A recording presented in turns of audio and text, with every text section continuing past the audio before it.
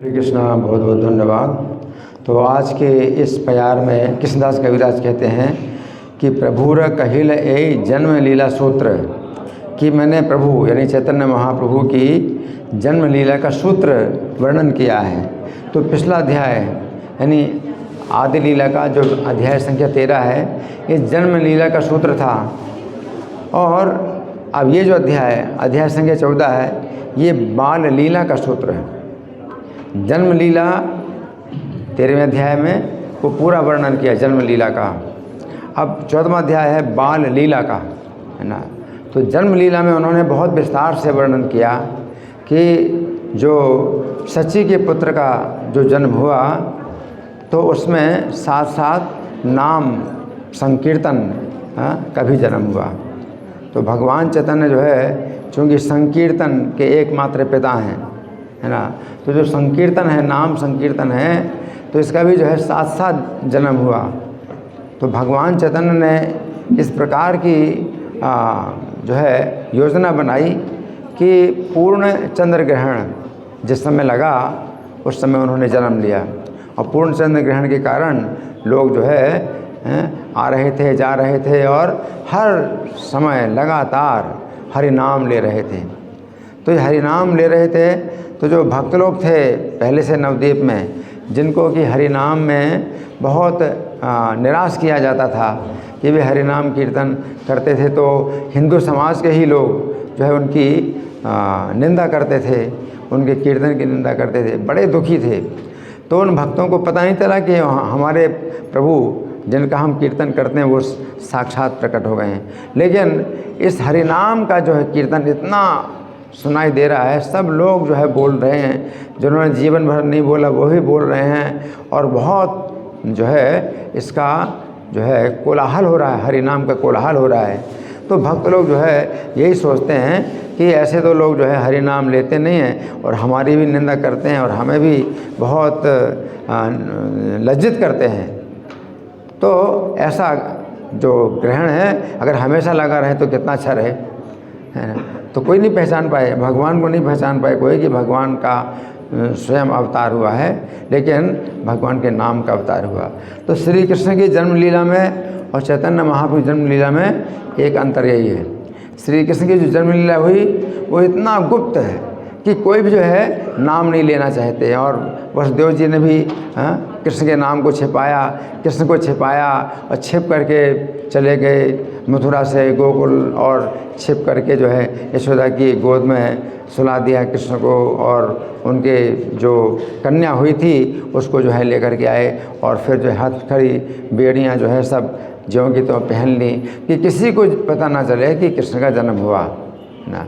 लेकिन इसमें जो है बिल्कुल उल्टा है। इसमें यह है कि बालक को जो जन्म हुआ, तो एक तो स्वर्ग के जो देवी और देवता हैं वो भी मनुष्य का रूप धारण करके बालक का जो है दर्शन करने के लिए आए। तो स्वर्ग के जो देवता थे वो नवद्वीप में मनुष्य बन करके आए, और जो स्वर्ग की देवियाँ थीं वो नवद्वीप में स्त्रियाँ बन करके आईं।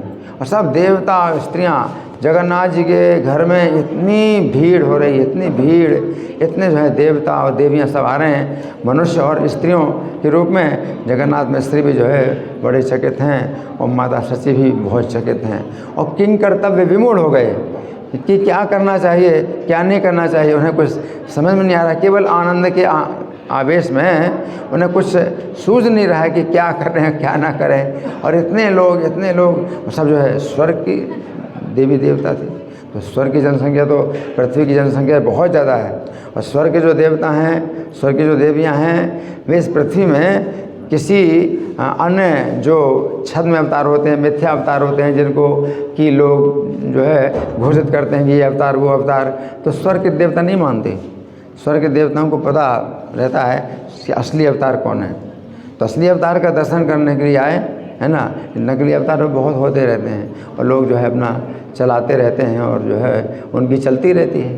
लेकिन असली अवतार का दर्शन, भगवान साक्षात स्वर्ग के देवता जब आ रहे हैं पृथ्वी में, तो देवियां जो है सज रही हैं और अपना जो है कर रहे हैं, श्रृंगार कर रहे हैं। तो जो पति हैं वो कहते हैं जल्दी करो जल्दी करो, अभी पृथ्वी में जो है भगवान का जन्म होने वाला है, हमें पहले से पहुंचना है, उनके दर्शन करने पहले से पहुंचना है, जल्दी चलो जल्दी चलो।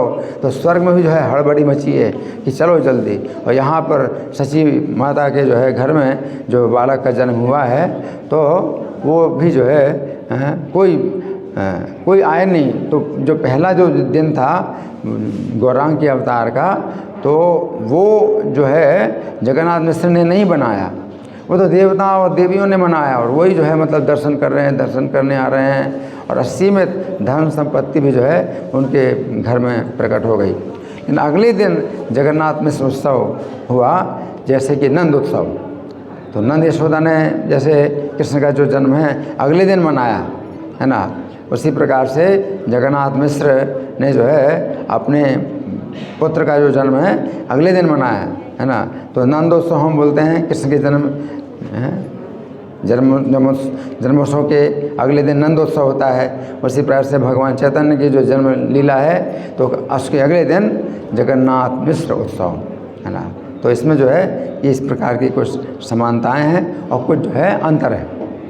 अंतर ये है कि कृष्ण का जो जन्म हुआ तो कृष्ण भी एकदम छिपाए गए और कृष्ण का नाम ही छिपाया गया कि कंस को बिल्कुल पता ना चले और किसी भी व्यक्ति को पता ना चले। कंस के जासूस भी जो है घूम रहे इधर उधर, इसलिए किसी को भी जो है पता नहीं चला कि मथुरा में कृष्ण का जन्म हुआ है ना। और यहाँ पर जो है जब चैतन्य महाप्रभु जन्म हुआ तो स्वर्ग के देवता लोग भी आ रहे हैं। तो उस समय स्वर्ग के देवता लोगों ने स्वर्ग में ही कृष्ण का जन्मोत्सव मनाया था है ना।